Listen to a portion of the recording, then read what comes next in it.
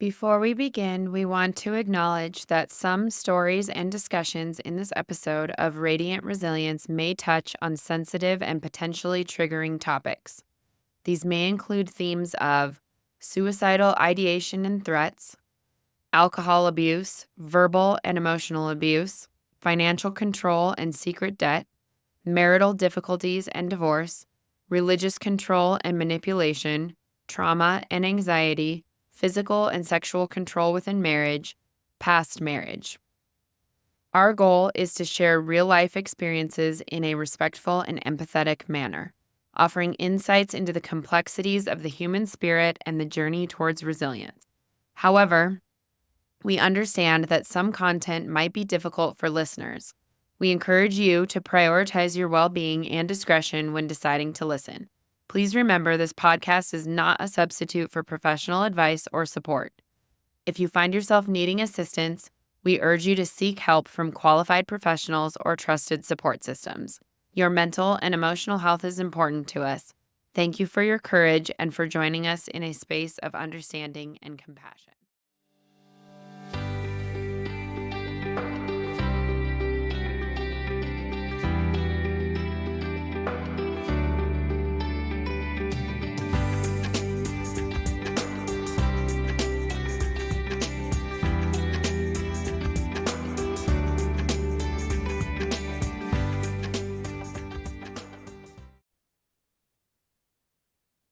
Welcome back, everybody, to Radiant Resilience. I am here with a very special guest, one of my dear clients, Cynda. She is truly an inspiration, a self-proclaimed goddess, mother, daughter, friend, and a tenacious entrepreneur. She is the heart and soul behind Champions Equestrian, where she has dedicated the past 23 years to coaching and developing both horses and riders to reach their fullest potential. Growing up on a horse ranch, she has lived a life deeply entwined with the equestrian world, nurturing a profound connection with these majestic animals. As a single mother, she has faced and overcome numerous challenges, including some serious injuries, financial burdens from a previous marriage, and the complexities of running a successful business while raising two amazing teenagers, Cooper and Taylor. Her journey has also seen significant personal transformations, from being a pastor's wife to embracing life after divorce and navigating the transition away from her husband and church community. Her resilience and relentless spirit continue to inspire those around her as she balances life's trials with grace and fortitude. Join us today as we talk with my dear Cynda, a true champion in every aspect of life. How are you?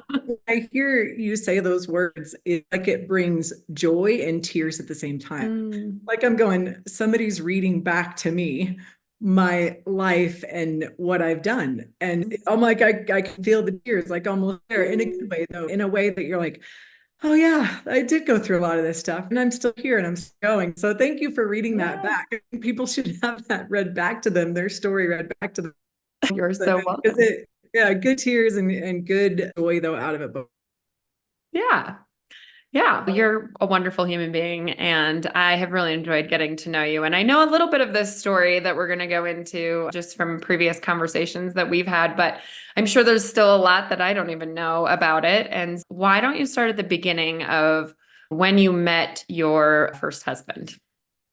So even if I go just a little bit slightly back from that, it will explain why I met and how we got together. I was raised in the Baptist Bible Belt. So we're talking Oklahoma, Arkansas. They call that the Baptist Bible Belt, as a Catholic family. And then I ended up marrying a Lutheran pastor. So if you think about the immersion I had for 40 years of my life, from the time that I was baptized in the Catholic Church, raised in the community I was raised in, and then go to college. Actually, Oklahoma State is where I attended school, and that's where I met my first husband. And I look at the immersion of the religion, culture, and all of those things, and how that influenced my decisions, and who I then picked as a person to marry. Sure. We met, he was older, so he's about 5 years older, and he was in his master's degree at Oklahoma State. And then I was there in my undergrad, and we were a big part of Fellowship of Christian Athletes. That's another thing. When you're in that community, it's just something that's expected and something that you belong to, especially as an athlete. I played college basketball at Oklahoma State. It was amazing couple years, right? Being able to Fun. experience. I did not date a lot of people in high school or college. Okay. I was, They say, did you play sports in high school too? I did.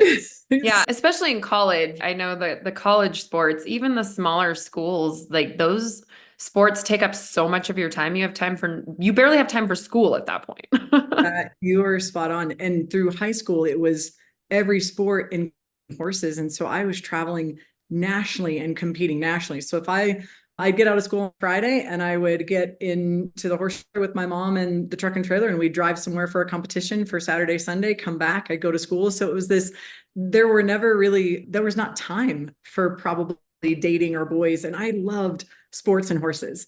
And so I was like, I wouldn't do anything to jeopardize that. So I remember that. And it's not that I didn't want a relationship. I think back and I was very much a romantic. I had this big idea of being married and having a family and staying together forever, because that's what I had my parents do. They're 55 years, I think, of marriage. Oh, And that's so amazing. from grandparents to parents, my witness in a marriage was that it's like for life. It's Yeah. until one passes. And so I already knew that dream board, but I didn't have any experience in that field of dating. So when I went to college, it wasn't any different. And you're right, sports were full time. I probably was in my sport more than I was in the classroom. And this was before anything was online. This was Oh, before yeah. email. Right. This is before cell phones. So Yeah. so in the 90s, when I was in college, it was still textbooks, and it was still, I don't know how I made it through some of my classes because we were gone so much for sports. Oh, Um, wow. that was that I don't regret that at all, though. I loved that experience. And yet when I met my ex-husband, I had very little experience in this field of dating and understanding relationships. I knew as a Christian background what it should look like. Mm. And he had been married actually before me. Oh, see, I don't think that's a little tidbit I knew. That's something you probably didn't know that I even forget. He was married, being a couple of years older, he married actually his high school sweetheart. Oh, And they wow. were together for a couple of years. And that marriage ended by her making the choice to go be with another woman, actually. She left him and they didn't have children. They were married for a few years and they were at college together. And then I met him coming out of that divorce and then being a friend first. And then being involved in FCA, that's what we were involved in together. And then slowly starting that dating process in college. Okay. And how long did you guys date then before you got married? It was, gosh, about a year and a half. And when I Oh, yeah, met quick. him, yeah, it was fairly quick. By the time we were engaged, it was about a year and a half. And then by the time we were married, we were together about 2 years, 2.5 years. The interesting part is he was an outdoorsman. He was rock climbing, backpacking. He was getting a master's degree in a completely different field. I didn't Oh, even know what a minister's wife was necessarily because he'd not ever brought up, I'm going to go to seminary. You're going to be a pastor's wife. I was from the Catholic Church and the priests weren't married. So right. I didn't really know. I was like, I don't know what a pastor's wife is and what they do and Sure. what part of a marriage is. And so I learned that. He decided to go to seminary. We actually were apart for about a year because he went to seminary before I finished my undergrad. And so we dated together at school, then we dated long distance, and then he wanted to get married. And so I think we got married, gosh, 1999 that summer. So How old were you? oh gosh, I was 22, barely. Okay. Now Youngin, but that's common in the religious world, I feel. In a lot of different religions, a lot of people just get married really young, and because that's what you're told to do is get married and have babies. and have babies. That and the experience was so different because there's a book in the Bible called Song of Solomon, and I know a lot of people will know it. And it's this couple's relationship and how they get together and how they treat each other, and they abstain from physical contact and sex and that kind of stuff. And we did that. It was wild for our dating. If I look at our dating life and what we did, we abstained, I think, even from kissing for a while. And I Oh, look wow. back at that and I'm going, that was completely religious driven, because human nature, and I know for both of us, we wanted that physical connection, but we were following that of scripture that I think that we'd read forever. Even the Catholic Church much against having a relationship or having sex before you got married. The Lutheran Church was the same way. And even the growing up Baptist Bible, it was that same thing. You get sure. And so I felt like going into the relationship, I was like, okay, I don't even know anything physically with this person. There wasn't a development. It was all based on a foundation of just us believing in God. So when I look back at it, especially that I've got kids and now I'm teaching them this progression of dating and how to do it, I'm very different now than I was the way I grew up. So I regret not having more experience in relationships or understanding what that physical connection was. It was a fairy tale. Like, you build it up in your mind as this kind of movie fairy tale, what it's going to be like, and it definitely was not. Yeah. Right? So he went to seminary school then before you got married? He did. So he did his first year. He had already done undergrad, a master's degree, home state, went to seminary in St. Louis, and I put the map together on what this looks like. Because you've got me, this ranch girl, sports girl, love life, outgoing, hadn't had a lot of experience, relationships, dates. He was really the first real guy that I think I really was serious about and dated. And I look at that and I go, man, so much of that was that influence of the religion and the way I was raised. That expectation was to get married. And I look back now and I'm like, I don't think I would have made that choice to jump in like that. Well, hindsight's always 2020. Always, isn't it? When you look back, you're like, how did I get here? He went to seminary for a year. I ended up joining him. We got married 99 that summer. And then I joined him in seminary, and man, my world changed. Okay. Taking this independent woman from what I had in my life and put me in this big city. I had never been to a big city, St. Louis. I had no idea what I was getting into in ministry. And I had to take classes to understand minister's wife. What was the expectation of what my behavior was? Oh, wow. Yes, they had women wives taking classes to understand what their place was in the church and how to operate as a mother, all of those things. So they were trying to train the women to help them understand. And I think I look at that and I had no problem with that sense, where I'm glad I just didn't walk into it and not know. Sure. But I look at it now and I'm going, wow, what a different life to what then I had married into. And what I noticed about him was he was different when he dated. And then as soon as he got almost title of, I'm going to be a minister and a pastor, it separated us in our relationship in a way where he was one person and one leader, and people looked at him a certain way. And then my role was this quiet, supportive, submissive role. And it was not like that when we were dating. Right? Interesting. Yeah. So you said you grew up Catholic. So were you as a family when you were younger? I'm going to backtrack a little bit. Did you go to church regularly and stuff like that? Or were you just, we're Catholic, but we just go to church on Easter and Christmas? No, my parents, they were in church every week, and my dad worked at a Catholic hospital. And so we were in church more often, meaning they were in church on Fridays, they were in church on Sundays, and it was the expectation of all of the children, all of us, to be in church, even when we were able to be alone and be there by ourselves. So yes, the expectation was definitely, you're in church every single Sunday. Even when I went to college, you're in church every single Sunday. So you weren't a stranger to that world necessarily. Yeah. So you knew the religious world, you grew up in it, but then of course, being a pastor's wife is a whole different side of things. That's a whole look behind the curtain that is like another country.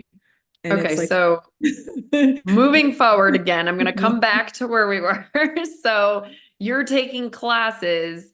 Is he out of seminary at this point then? No, he's still in it. We're living there together as a young married couple. He's going through his classes to become ordained as a minister. He still had an internship that's brought me to Colorado, and we'll get to that part, but he was taking and working, supporting us while he was trying to finish up his which was, I think it was 4 or 5 years. I'm trying to remember how many years he ended up in seminary, but it's quite an extensive process to become a minister. And understanding that my world shifted from being this free spirit, almost being raised on the ranch. It's so different, that life. I was connected to the earth and the animals and people in different ways. And then you put me in a building. I always felt like God was much bigger than that building. God Yeah. was much bigger than, for me, I was like, this is being able to be out every day of the week and being able to see it. I was like, that's who God is to me. And so they really put God in this very small container when I went to seminary of, this is who he is, and this is how you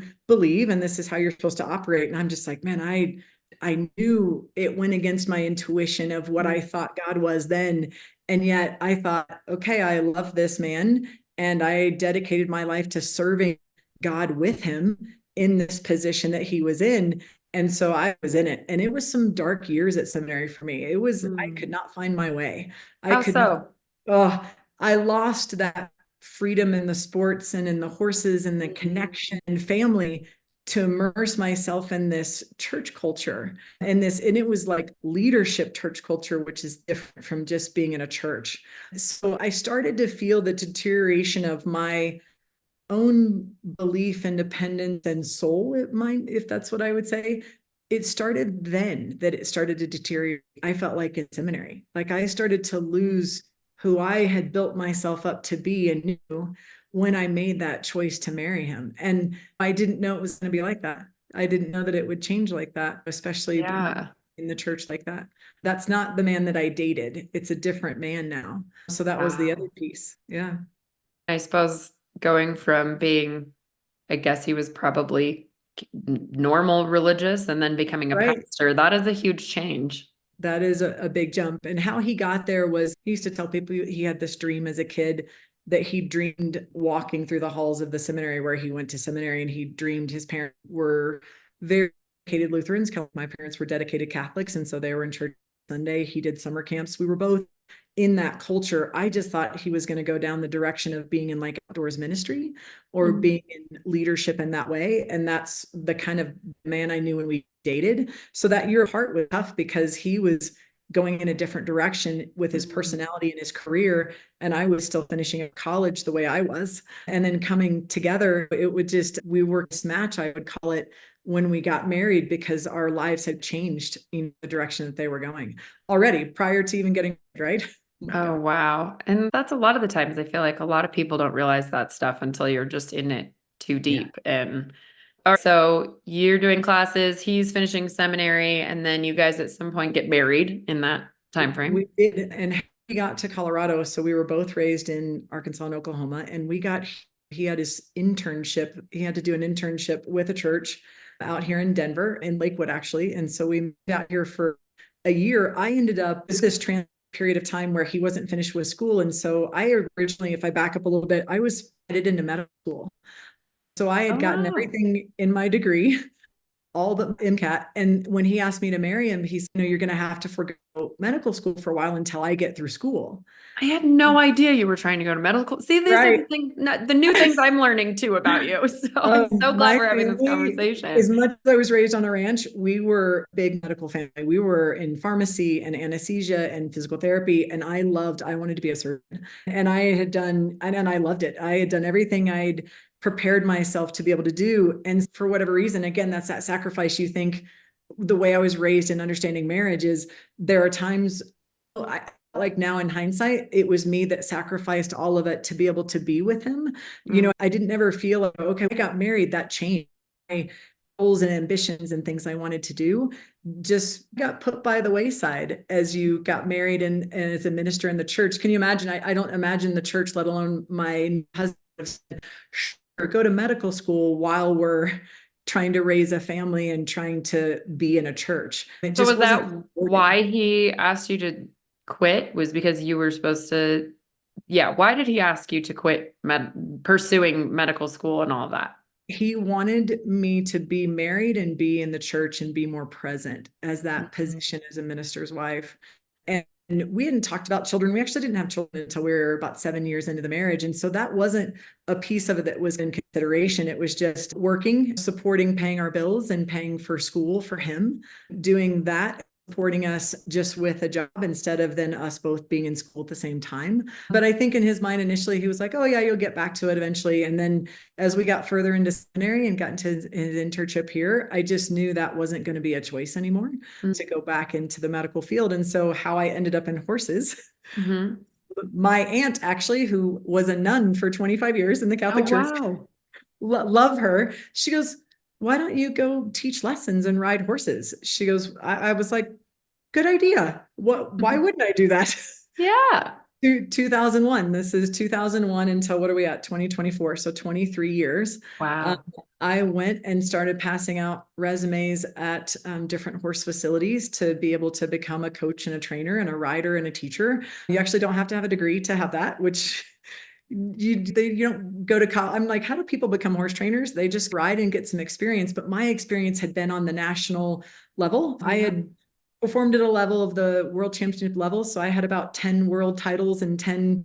So I had competed in all these events and gone further in horses than I did in basketball. And that was the other piece was I felt like I could contribute in this community of horses. And so I started teaching at a barn in 2001 while he was a pastor. And so we went from there, how we started in our careers, him as a pastor and me as a horse trainer.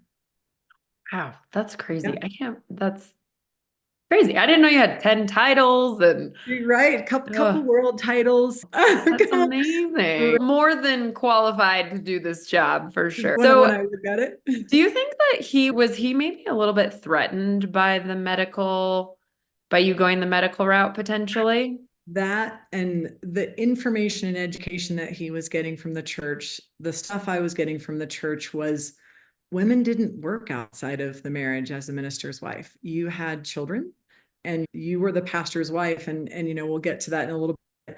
Didn't even really have a name. They didn't know my name in the church necessarily.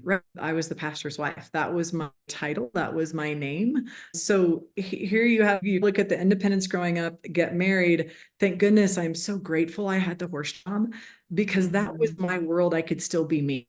That was the only way I ever felt connected to anything and anyone, and to be alive and to be almost that leader that gave me freedom where the church did not.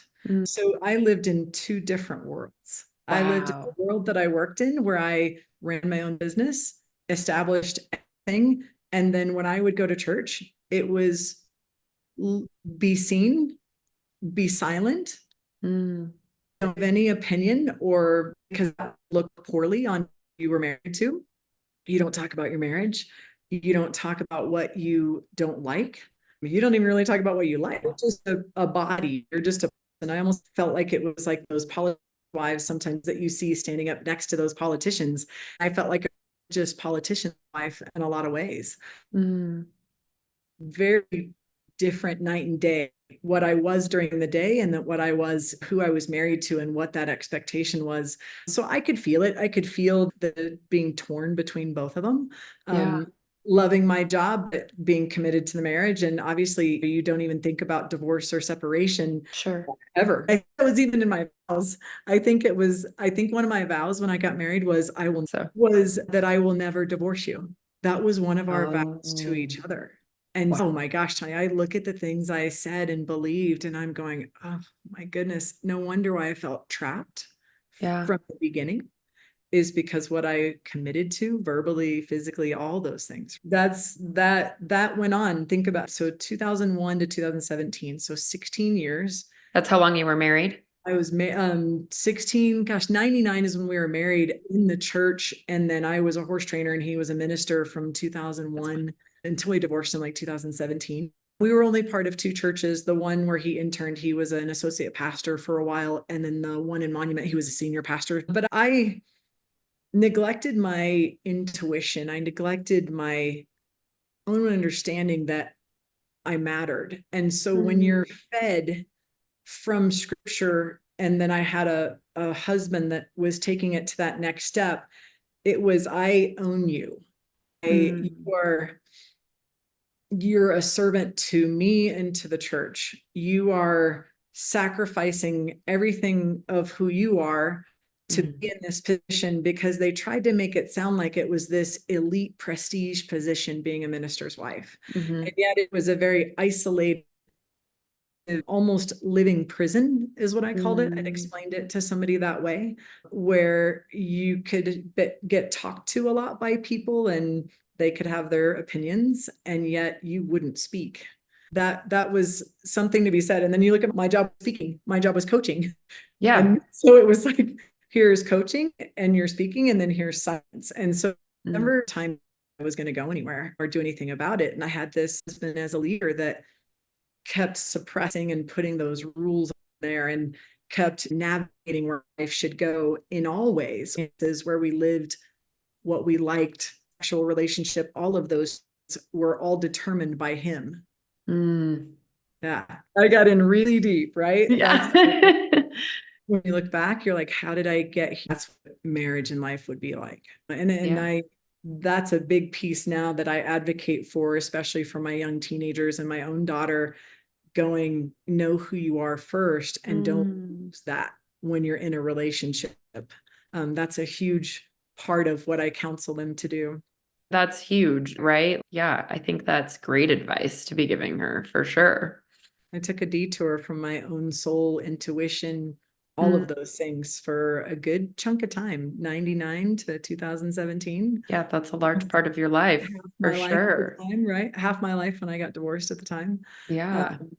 And it was a very interesting position to be in the church. It was, the people are kind in the community, and they do surround you in that sense, and they do support, especially when we started having kids, but it still never felt like I was part of it. It felt very much, go to church, here's your position, here's the position of him as a leader. But what I noticed is our relationship kept separating more. Couples, you talk to religious couples, they're like, we pray together, we do our budget together, we work together, we parent together.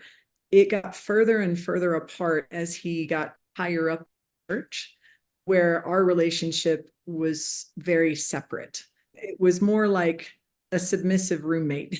And I don't even know if I call it that. I'll add another detail. When you're talking about a sexual relationship with somebody like this, somebody who dictates and determines everything about that relationship, some of my darkest points felt like I was even lower than a prostitute, because I wasn't even paid to be in a position. Right. That's what it felt like to be in a physical sexual relationship and feeling owned by a person, is that you were like, I don't even get paid for this. This is just how I get to get treated as not even a human being. And you were taught, I'm assuming in this class that you took to be for the preacher's wife, you were taught to be that, right? And then he just enforced that as you got deeper into it. More control, more power, how things looked. And it was amazing to look back and go, it touched everything. Like I said, he was in control of the finances. He was in control of conversations and topics. He was in control of what color couch we'd buy. There was no together or life together. It was, you provide financially, which I did quite a bit. My business and job supported us quite a bit, because as a minister, they don't make a lot. Yeah. That's the other part of the sacrifice, is that their salaries and things like that, I needed to work outside of the marriage, and yet it was frowned upon to work outside of the marriage too at the same time. So it was this battle, right? Especially horses, there's competitions on the weekends. And so I was always battling being in church on Sundays and being at a competition, right? Yeah. And so that was another piece of it that just was really tough. Go make the money, but I don't like your job. That was go make the money, but you're not available. Ranch work and horse work is hard. You're out in it. And so I would come home and I would get undressed in the garage or in the laundry room, because he couldn't stand the smell of my job. So it was very degrading. Not just, I don't think the church's place was ever to do that, but somehow this kind of power took it further. And maybe we should just say that real quick too, that like, we're not referencing all No. everyone and everything in all religions. Like, this is just Cynda's experience specifically and what she went through, and not even necessarily that church specifically. It was just this Right. human specifically that took power into his own hands and do it in a different way than some would. I would agree, because I met ministers and wives that were not like us. And I went to churches and things that were different. I played for worship. I don't know, I didn't mention that, but I played the guitar and I led worship a lot. Oh, And I cool. grew up playing the guitar. And so I loved playing. And that even got to a point where when you're in that position as a pastor's wife and that expectation, that was also another piece of a job. The connection to God was deteriorating as well as the marriage, because I Mm, go, this is God. This is who God is. And I know what he's preaching, but he doesn't live the way he preaches. He's saying one mhm. thing at a pulpit and coming home into the home and being a completely different person, and how he approaches his marriage, his children, all of those things. And so Wow. those worlds were very, not even constricting, that's not the right word, but they clashed quite a bit, because I would always ask him, I'm like, but you preach this way and you tell men to treat their wives this way and their children this way, but you're not that person when you come home. And that God, that was a lot of, don't question me, don't Mm, question my authority, this is not your place. They had to keep building up, this is your place as a minister's wife that you chose to do. So he's right, I will own my responsibility in that sense, where being guided, but also allowing my soul to be given up like mm, that, allowing, that took more time for me to heal at the end of the marriage, mm, was the fact that I had allowed so much to happen over the years, that by mm, the time I left, I was a shell of a person as far mm. as a soul and a body. Oh, As much as I had given financially, sexually, to family, to job, to everything, sacrifice everything to where you don't even have a name. mm, To rebuild that person, mm. it took a while. Oh, I'm It sure. it took a while in the midst of try to go through a divorce, get your kids to safety, and I'll talk about how that ended, support them on your own, work your business, and then rebuild your own soul, mind, and Mm, body at the same time.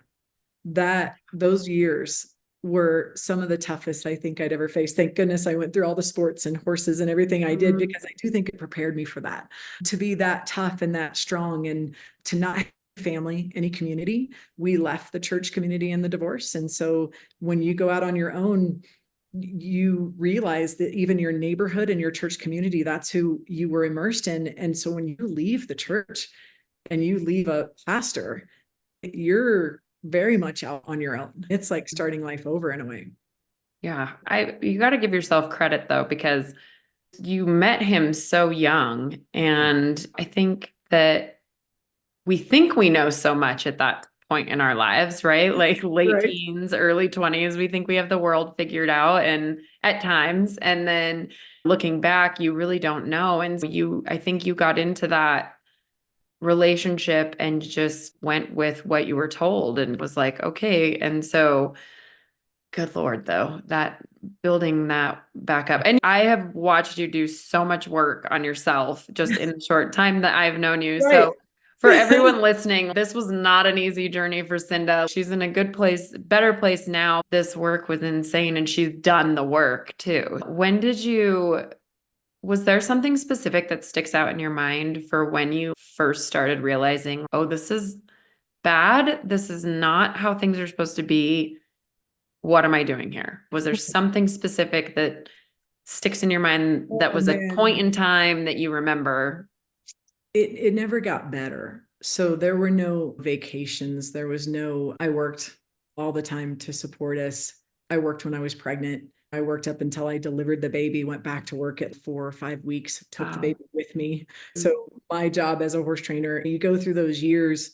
I think we were a couple years in, right? 7 years in, I think, before we started having kids. We actually lost the first baby. So that was I'm another piece sorry. that we had to go through, that again, one of those things when you look at marriage and you're going, okay, this is the way marriage is going to be and it's supposed to be. It's the same thing when you get pregnant and you're like, oh, okay, I'm just going to have a baby. And you don't talk about or think about the possibility of that loss until you Mm, experience it.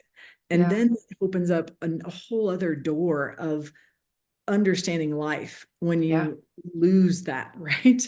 And Mm-hmm. so it took its toll on the relationship. And yet we tried again, and I ended up being pregnant with my son and had him. Taylor came 18 months later, and we had moved from the church where he was an associate pastor in Denver, and he got the opportunity to be a senior pastor actually in Monument. And he took it at a small church because they brought him in knowing that he could grow it from a couple hundred to several thousand. And so Wow. he did have that ability and that leadership and that understanding of how to lead. His training a lot in college was leadership, right? And then add that ministry on top of that. He was a very dynamic speaker. Most people at the end say, gosh, Cynda, you tell us that he's this way, but we just don't see that. And that's how good he was at being to people. There were not a lot of people, no one saw behind the marriage. That was closed off in that sense, and especially since he was the pastor. And so there was no going to counseling. There was no any kind of support from family members or talking with friends. So it was me that had to come to the conclusion and that said, God, I was made for more than this. I hit that point January, February, March of 2017, when he had already had moments of the way he would control things is when things got really tough in the church, he would threaten suicide of his own life. So those last couple years before we got divorced, there was the blaming of the pressure of the building of the church and all the pressure he's under being a minister, and all those things drove him in that direction of suicide. So it made it more volatile, the relationship, right? That's when I would say more of the verbal abuse came on, more of that piece of him got really dark. And yet he still led the church at the same time. And I got really tired of that roller coaster, right? And I got really tired of feeling like my home wasn't safe. And my children weren't safe. I would have night terrors. I would not, it did not feel like those last couple of years, like it was a safe place for me to be. And that started to leak into the children as well. They were young. They were 7 and 9. They were really young. And they don't remember a lot of it. But I think Taylor, if you ask her, she's my youngest. She says she does. She goes, I remember I'm not feeling safe or wanting to be in that home. And you were never there. I was working 100 hours a week trying to support us. That's the other piece of that deception. He financially put us in so much debt, secret debt that I didn't even know about, with credit cards and expenses and things he had purchased that I didn't know until collectors started coming to our door. Oh, wow. Until wages, bank accounts were garnished. Like, Oh, wow. right. So this is a whole world that I knew was going on, but I couldn't question him. It turned into a fight, and you don't question me. Or I'd go home after work and our water would be turned off. Oh my And gosh. what is going on? We have money. Where is it all going? And thank goodness my business was separate. So my account for my businesses and things like that were under Champions. And so they could not be taken. Thank goodness, because Champions saved us in a way. Wow. It supported us until he finally came clean, and he was like, so I've spent probably $100,000 in different credit cards and loans and things that I've done. And he came clean and said, I've been lying to you and keeping this from you. In the meantime, we're still on this track of this position of leadership and pastor that nobody knew about, the marriage, I didn't know about the finances. And so here I am sitting there for a year, working 100 hours a week, trying to pay the debt that he ran up, because I thought that's what a wife did. Yeah. I can go change our lives. I can go make more money. You can't, as a pastor. So I did. I left my kids in a way with him to go pay off our debt, his debt. And that pulled my children's relationship apart. And so when I want to leave, my son took it the hardest. My daughter was okay. She wanted to get out, but it was a couple of years of my son just blaming me for everything that had happened. So you asked me, circling back to your question, when did I know? I knew for a couple of months. I was like, I can't stay here anymore. I had no idea how to divorce a pastor and how to leave a church. There's definitely not a book on that. A book, or you've said another podcast. There's not a lot out there. Right? How do you literally leave a community that is completely shocked by the marriage ending? And how do you get your kids out and not look like I was the one that abandoned them? That was the problem, Tanya, that was happening, is I had proven that I was not in the home because I was making the money. And so he was telling people, yeah, she's working. Yeah, she's not here. It was that, for me, my wife is more. Telling the kids also felt that. They're like, you abandoned us. And nobody knew that it was for the reason of supporting the family and getting out of this because debt. he'd racked up $100,000 plus in debt. Nobody knew that. He wasn't telling that part of the story. God forbid. There was never, those things were ever shared. And it got to a point where there was one member in the church that I love dearly. She was a former alcoholic and an atheist, and she turned Christian, and she was no longer alcoholic, but I connected to her like she was real. I was like, this is a person that's lived life in a really hard way that I could, for some reason, felt a connection to share with her what was a little bit that was in my marriage. And she could read it. She could see it. Really? She was like, I feel like you're going to leave. And we sat down at a meal together, and I just said, I can't do this anymore. This is not who I am. And if I don't get out now, I don't know how much longer I'm going to live. That was the feeling I had in my home of a different massage therapist, a good friend of mine. She looks back at that time frame and she goes, there were times when I didn't think you were going to make it because I feared for your life.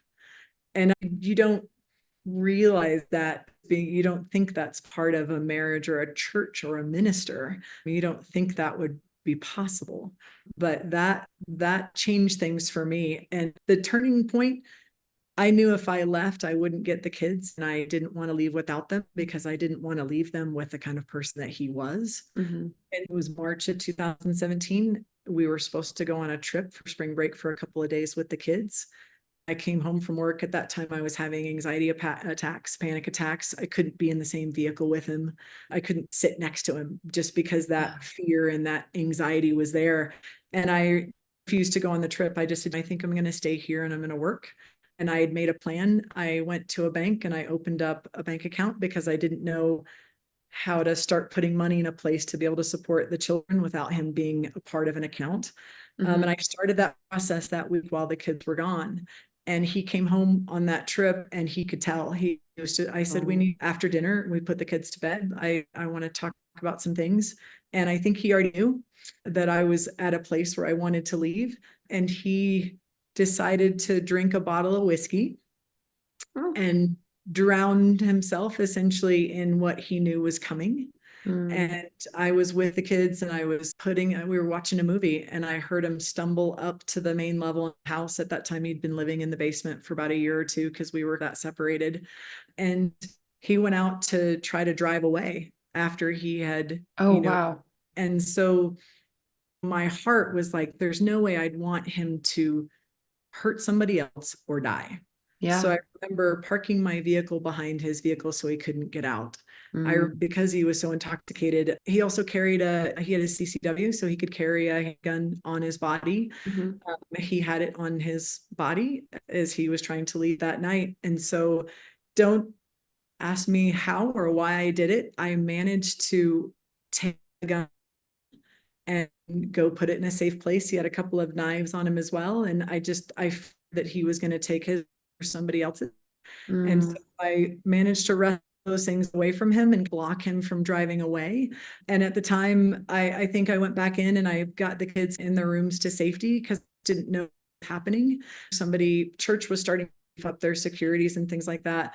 There was enough turmoil in the church of where to put money. They were building big millions of dollars worth of buildings and expanding and things like that. There was not always a great opinion of my ex-husband in that time frame, and they didn't want the kids and I to suffer that. And so we had an actual security escort that would sit with us or next to us or behind us when we were in church.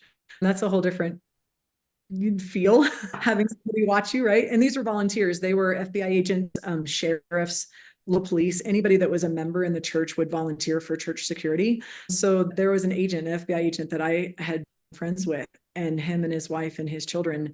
And I called him that night and I said, I have no idea what to do. This is the situation I'm in. I need your help. He wasn't even supposed to be in town that weekend. And he contacted the Monument Police and they came quietly because there was no history of a record of police being called in that evening. And so I was able to get my kids and myself to my own vehicle and law enforcement to him to separate the situation. And I got us out of danger, which I felt that's the headed. They assessed him that night and they did not feel like it was important to take him in and let him sleep it off. They actually took him at home. And so that night I'm driving around with 2 children and a dog trying to figure out where to stay safely until he comes to, if he's alive, if he doesn't take his life that night after what happened. Oh my goodness.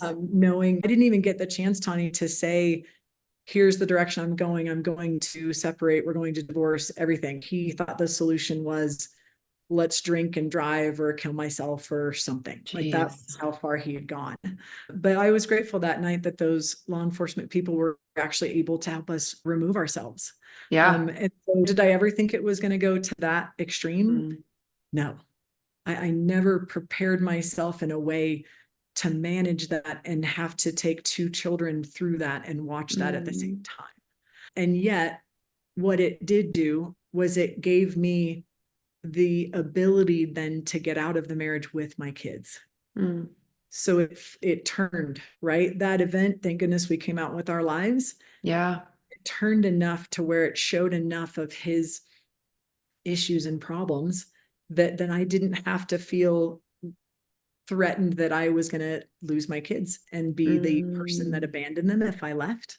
So that event turned things around and gave me that primary priority care of the children. Wow.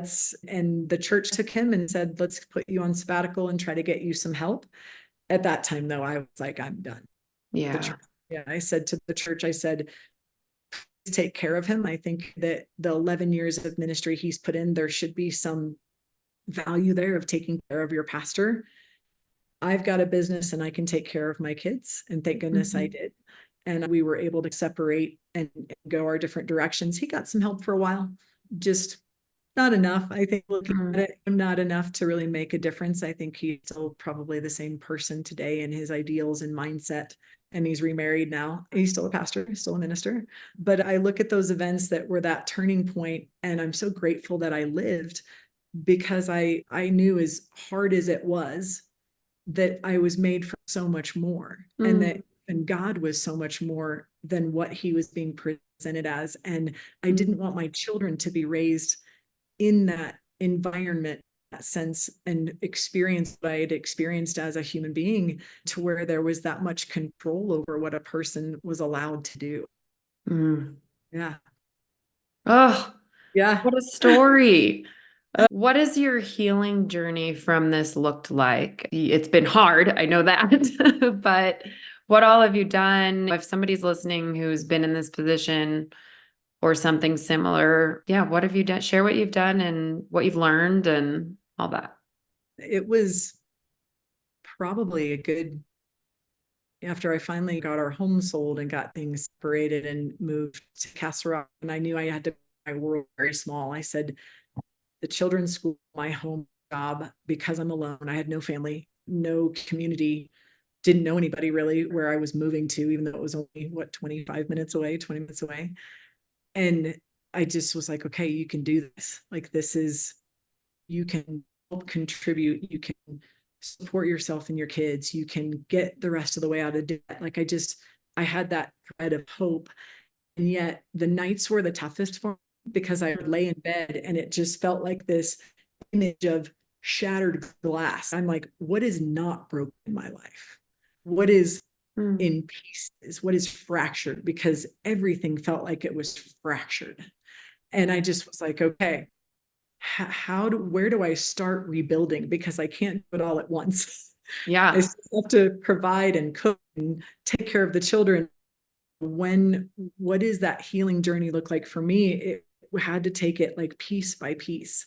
Mhm. And thank goodness at the time the massage therapist I was working with worked in trauma as well. And so she worked on me prior to that divorce and knew me, knew the whole situation, the divorce, knew everything post-divorce. And so I went to her once a week. That was the one thing that I stayed in, was that place to go to let everything down and just go, where do I start rebuilding? Because my soul and my body were disconnected. Like I was not in my body, is what I would call it. To survive, I've heard of that. When you have to survive something, you separate in that sense. Yeah. And then to put me back together physically and to put me back together and connect that soul, it was years of working with a massage therapist, with a chiropractor. And I wouldn't call these people just the physical, they didn't just manipulate the body. They were deeper healer, soul connection people. They were light. And I had a couple of people in that network that were trying to connect my body and my soul and giving me encouragement and telling me there is love, there is love, and love wins. And don't give up on this self. But the biggest thing I had to learn was to love me. Because you're told for so long what you're not, from your looks to who you are to your job. I had to reestablish who I was. I didn't even know what my favorite color was. Oh my I goodness. didn't even know what I had to learn to live Because again. you weren't allowed to have a favorite color. Right. It never mattered. It never mattered what that side that I loved. And I think about horses. I think the healing through the horses were a big horses and being able to work on a ranch. I would show up and my assistant trainer would just pass me a horse because she could tell I just had such a hard time trying to figure out what to do. She's go ride for an hour and come back and then we'll start work. And that's what I would do. I would just go ride and I ride out and I would breathe because I was having anxiety attacks, right? I was having all these panic attacks. And so I had to learn to just breathe again. I had to learn to look for ways to create space and clear out all that garbage that was there and retrain and reprogram what I thought I was, what I believed. I found counselors along the way. So to help process still how to be a mom and how to process trauma, I did found a couple of counselors that I was able to go in and have sessions with and talk with. I connected it with horses, though, I will say that. I always found people that I would call healers and light workers and professionals that connected to what I could connect to. So it was usually through an animal for me that I could understand myself and how I could be grounded and stay connected. And so I used a woman that knew Gestalt coaching. She did therapy through horses and she would do a session with me with a horse there. It was amazing to see that small network help me heal through those. And then, of course, what comes from those professionals are, have you read this book? Have you listened to this podcast? Here's a little bit of wisdom that I went through when I went through my divorce. And so in that network of that close group of people, they shared their experiences and then said, here are a couple of ways. There were some really great books along the way. And of course, I can't think of any name of them right now. Yeah. But it was that big picture of that network of people and what I did. And I had to do it through horses and through my body in order to make that connection with my soul to come back. So where are you now? Oh man, I've been single for 7 years, right? I have attempted some dating and stuff, and I was single for a reason because I felt like I needed to know who I was and what I wanted in order to then go into a relationship and not lose myself again, not compromise myself again. Safety was a big feature too, right? With my experience with this other person and how dark and how physically the point of death that it had gotten. I also protected my kids, right? So that took a while for me to allow space to come in and heal that piece of going, all people are like this. There is hope. Because I was like, at the time, I was like, I am not getting married again, and I am not going to be in a relationship. And then you get to a place now, the last couple of years, I've wanted to connect with somebody, but it's so different, right, from the first time around. Sure. You come from a different place. And I think that I watch my young trainers that have seen me go through this experience, these young women that are between 18 and 22, my own daughter, and they know the things that happened, and my contribution to them is saying, you and your soul are till death do you part. Even if you have the most perfect partner, they may not always be there. And so if you understand the depth of your own love for yourself and your own soul, your own body, and everything that you appreciate about you, you will navigate relationships, jobs, losses, all of the things so much better when that relationship with yourself is there, and that you actively work on yourself, whether that's fitness or books or meditation. All of those have been a part of this healing journey. They continue to be a part of that healing journey. I'm not done transforming. We're all always a work in progress. I fully believe that. Right. And I love when I'm always open to new people that come into my life, because I'm going, there's something I can learn. The group of students I have now, their families have these amazing marriages. And I'm going, okay, so it is possible. It is possible to have relationships and marriages and raise children and do this together. I had those examples. And so I'm always open to what gets sent my way of what I need to learn from that. I think that's a really key piece to healing too. Wouldn't you say? You have to be open to the possibilities. You have to be open to advice. You have to, if you're closed off from a lot of that stuff, I think it makes the healing process not impossible, but so much harder and so much longer. And I do believe the universe is looking out for us and places people in our lives and things in our lives at certain times for certain reasons. But you have to be, like you said, you have to be open to it. You have to be ready to receive it. And that's a harder piece, right? To receive it. I would say that word, that I've had to learn that word, receive generosity or help from other people, because when you isolate your life, coming out of the marriage I did, I didn't trust anybody. I didn't trust allowing people to help me. And I was very much raised like that, in that sense, where I was like, you're strong enough to do this alone. And I believe that. I know that got me through some years.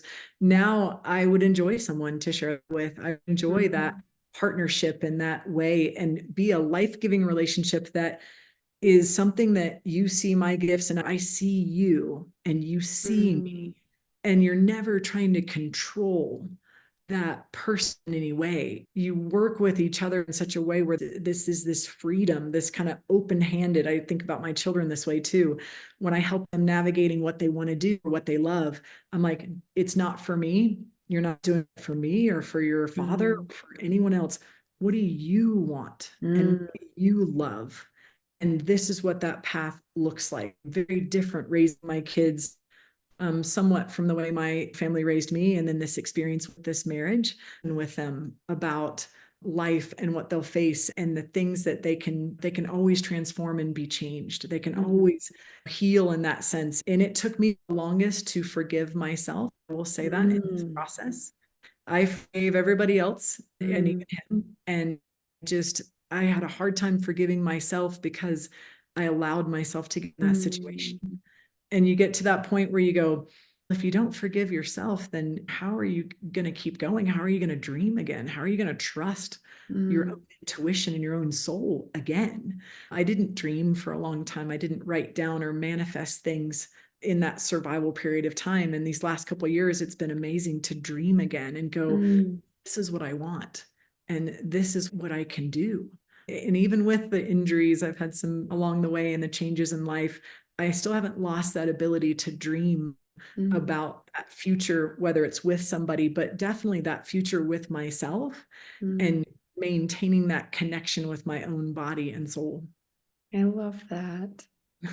You're so inspirational. I love everything that's coming out of your mouth right now. We get to sit down for this period of time and just go, okay, what's the story and where are you at and where are you going? What do you dream about? I dream about an incredible relationship with my kids. I love the work that I get to do because now I get to show people how horses can help them. It's not just the competition and the coaching. My favorite thing to do with somebody with a horse is get them to breathe with them, get them to allow that world of trauma that they've experienced and anxiety and the things that they're dealing with, because everybody walks in the door dealing with something, right? There's something that they 100%. Oh gosh. And just going, here's this horse and then walking them through knowing and trusting themselves and allowing the horse to help them breathe. I've had horses help people breathe because they'll take deep breaths. And there's a connection and a healing that I've always had, now that I look back, that I get to share with people. That's one of my favorite things to do with humans and horses. In spite of the competition and the titles and the things that all come with that, my favorite thing to do is that they get grounded in who they are and they can overcome anything that they're going through. And that the work, like I said, is never done. You're going to keep doing that work. It's never like, all right, I fixed it. You may fix the one thing, but then Right. there's going to be something else down the road, right? Life's not perfect and we all hit bumps in the road. And that's a little bit why I decided to start this podcast, is so that people can find comfort and solace in the fact that life is never perfect for anyone and everybody walks in with their shit. Yes. And then how you deal with it, right? How you treat people. I think people ask me, they're like, how are you bitter against marriage or your ex-husband or the church or these kinds of things? And I'm like, I took so much time and love and gave to those years that I don't want to waste anymore by I went through the anger periods of time, and I went through all those things. Those were part of that process of healing. I didn't want to stuff it down because I knew it would come out somewhere else.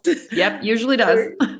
That's right. You can stuff it down as far as you can, and yet it's going to come out, and processing it as it comes up. Fewer and fewer triggers happen nowadays.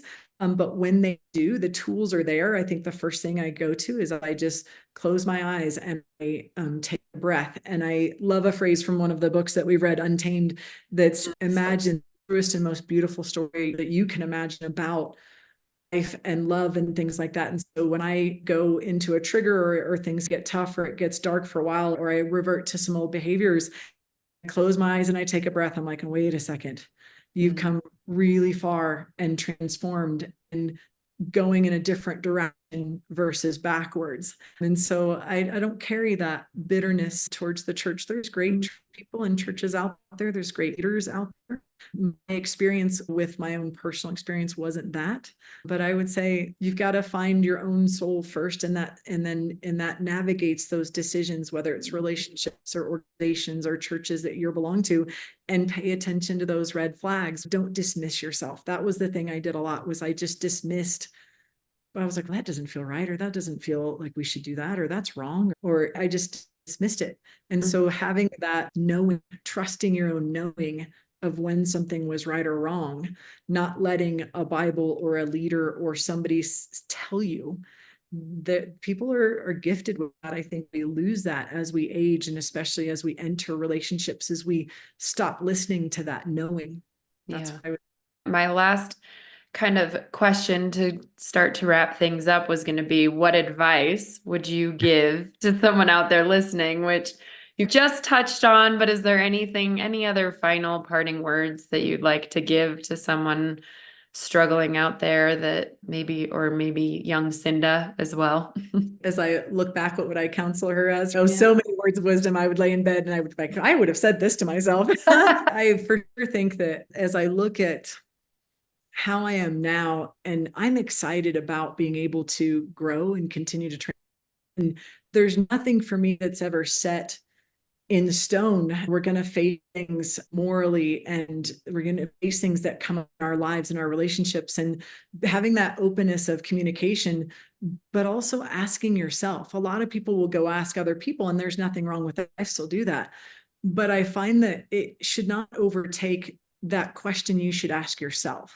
When you go, what would I do? I've learned muscle testing. I don't know if you've worked with muscle testing and things like that, where you ask yourself a question, and if you go forward, it's a yes. If you go backward, it's a no. I've done different things with body workers that talk about, even if you're not sure what the verbal answer is, a lot of times your body will respond to what that answer is. And so muscle testing, that's an interesting direction to go. But I find that taking the time and allowing the space to ask yourself what you want, that's important.